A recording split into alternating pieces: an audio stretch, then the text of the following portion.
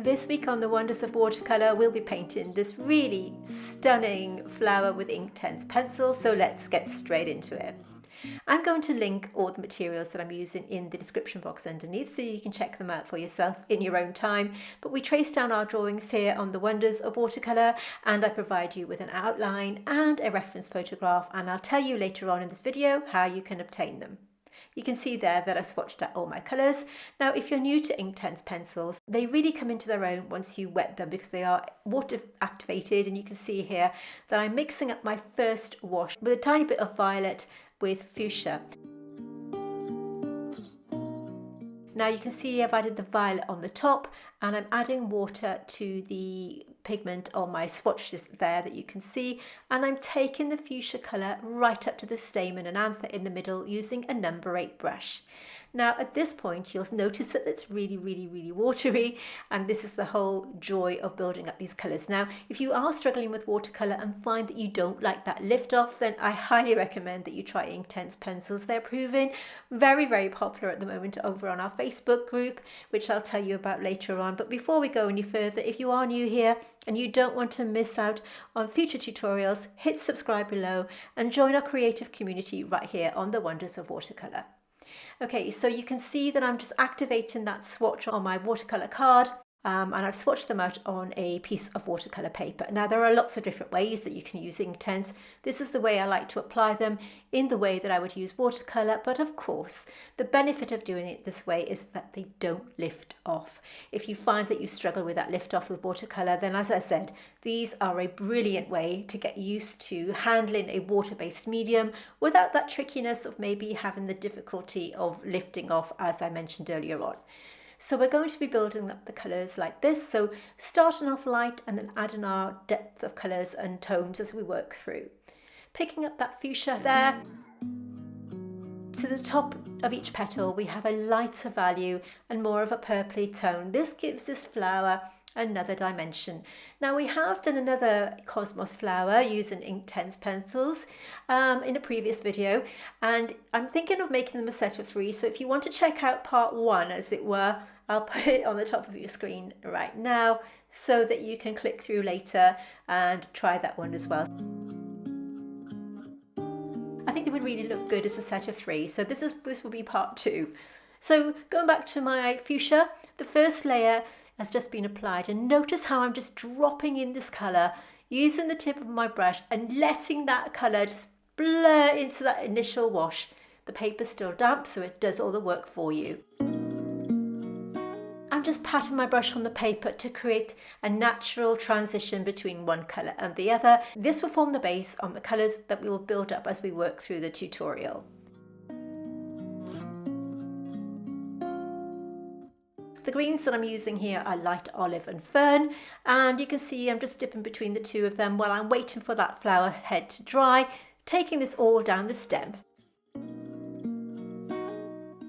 And again on the little sepals around the base of the flower. I'm using sun yellow for the middle, and then a little bit of cadmium yellow to the bottom side of that, to give it a little bit of vibrancy and dimension there. Everything's dry now, so I've switched to a smaller size brush. Once that ink has been activated with water, you'll need to add another scribble of your Inktense to the side there, because it will mean that it can't reactivate it. That's the benefit of it, of course. I'm using a smaller brush to wiggle that pigment up into the initial wash to create a little bit of texture and some veining. And now back to the violet colour that we had at the start, going over that initial wash to darken up that pigment. You'll notice that I've missed the next petal because I don't want that to bleed into the wet wash that I've just done. Going back to the fuchsia colour, picking it up from my paper, and again just applying it like this. I'm just using a selection of brushes today, a size 8, a size 0 and a size 1, something like that, whatever works for you. If you don't have Inktense pencils or you don't like working in this medium, you can join in with watercolour. Of course, there's nothing to stop you from doing that.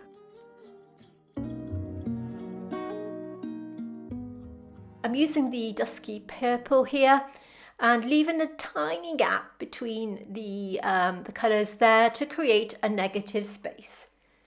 This is thistle that I'm dropping in now and just gently pulling it up using the tip of my brush. We are back to fuchsia and loading that brush up and just putting the pigment onto the paper like this. Notice how I'm cleaning my brush using the middle of the palette there and just patting it dry before blending it out like this. I do have a particular way of blending and applying my pigment that applies to watercolour and Inktense pencils, which I will link on the top of your screen should you want to have a more detailed tutorial on that.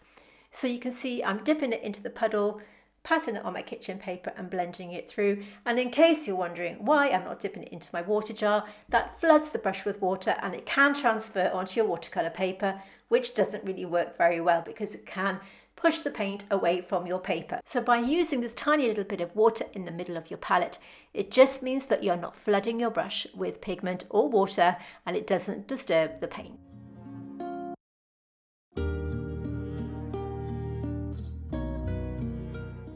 A little bit of thistle, dropping this in, using the tip of a smaller brush and blending them together in the method I've already demonstrated. You must make sure that each layer is dry before you apply the next, otherwise you're going to get a bloom. So it's really important that you're a little bit patient, it doesn't take too long to dry, and that's the good news.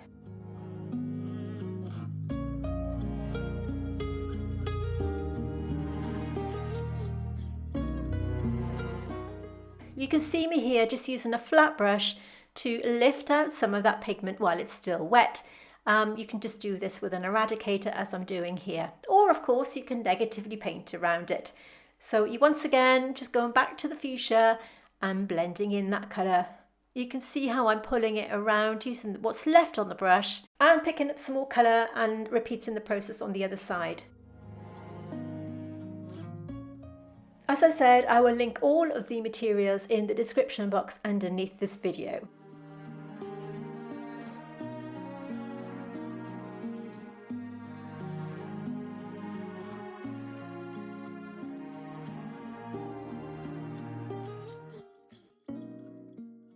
Mixing a tiny bit of dusky purple and applying that straight onto the sepal there with a little bit of green on the inside just to give it a bit more depth.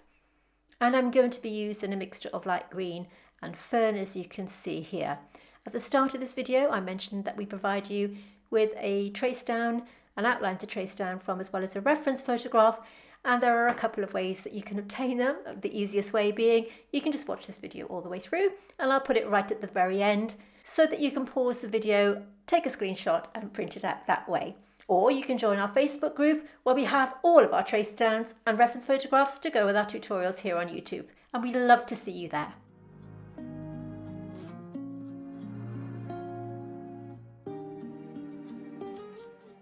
You can see that I'm taking this colour, this is a mixture of dusky purple with one of the greens, with any of the greens down the outside of the stem, just to give it a bit more definition and form. It was looking a bit too flat. Once I've applied that colour, you can see that I'm dipping my brush in the water again and blending it through using a kind of wiggly motion. Now, if watercolour painting is your thing and you really love painting botanicals, we do have a Patreon where you won't find any of the tutorials that you see here on YouTube. They are a lot more in-depth and a lot more detailed, much slower pace, and of course they don't have adverts or anything like that. So in case this is of interest to you and you want to level up, we even have a mentorship level or a coaching level. In case that is of interest to you, let's just take a look. Are you an aspiring artist looking to take your skills to the next level? Or perhaps you're looking for fresh inspiration? Then you may want to consider joining our Patreon. Our Patreon tutorials have much more in-depth instructions and are a much slower pace, and depending on the membership level you choose, you can have personalised feedback from me and video calls. Unlike our YouTube tutorials, our Patreon art classes focus on really learning the art of botanical painting, and I will guide you step by step through the technique and skills you will need to learn and improve your botanical art. All of our Patreon tutorials are exclusive to my patrons and you won't find them on YouTube. So why not join up to our Patreon and start creating botanical art you can be truly proud of. Okay, so as I said, you won't find them here on YouTube. So if you want to level up on your watercolour, do take a look. We don't do Inktense over there. It's just watercolour.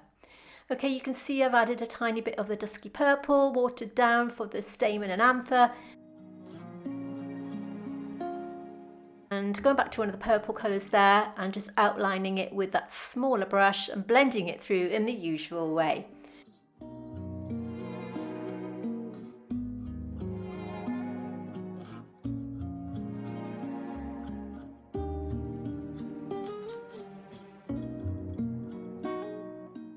You can also use them in the way I've just shown you there by wetting the brush and taking it directly from the tip of the Inktense pencil. This will give you a stronger colour. Of course, you're taking it straight from the pencil tip in the same way that you would do as if you're painting from a watercolour pan directly. So you can get that intensity of colour by just picking it up from the tip of the pencil in the way I've just shown you.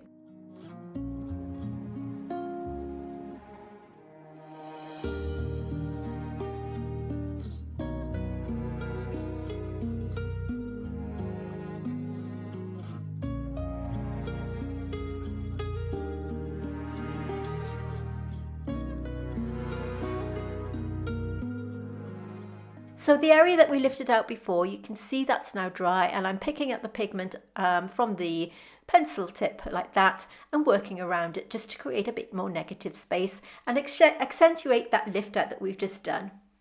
Adding a tiny bit of the thistle in between those little stamen and anther there, and a little bit of shading as I work through, cleaning my brush, patting it dry and blending it out.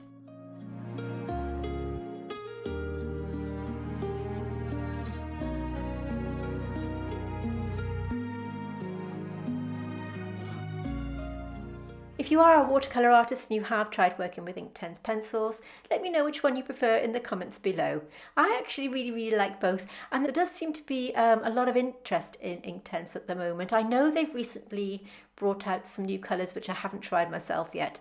It's on my list of things to get, but I really like them. Let me know in the comments below what you think about them. Carrying on building up those colours, making sure that each layer is dry, and just adding some detail as I work through. Outlining and adding some veining. This is just the fuchsia colour that I used at the start, straight from the tip of the pencil with that damp brush. You can see I'm just making some veins, and the outside edge here is the mixture of violet and fuchsia that we used at the very start. This time it's dried down a little bit in the ceramic palette, so I'm able to create some shape as we work through. By adding these little bits of colour to the tip of the petals, it just makes them look less flat.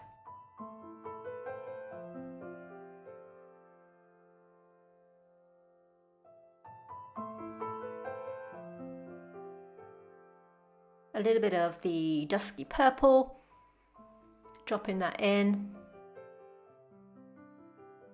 and picking up some of the light olive there and going in between, adding some dots and some V shapes to the stamen in the middle.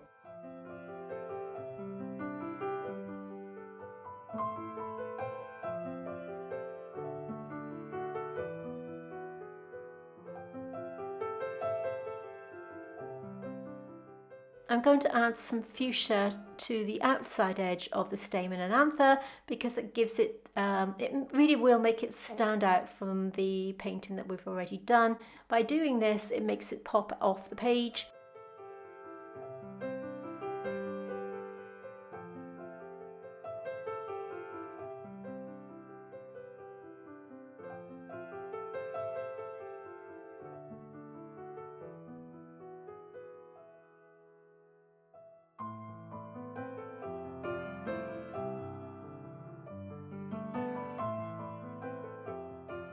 So if you have enjoyed this video, can I ask you to give it a big thumbs up? It's a way of letting YouTube know that you're enjoying my content and a way of supporting me. So we're almost done with this painting. Remember to stay right until the end, where you can have access to the line drawing and the reference, and of course get to see the finished painting. Remember, if you haven't already subscribed to my channel, please do so. That way you won't miss out on new content. Here we have the finished painting. Let me know what you think.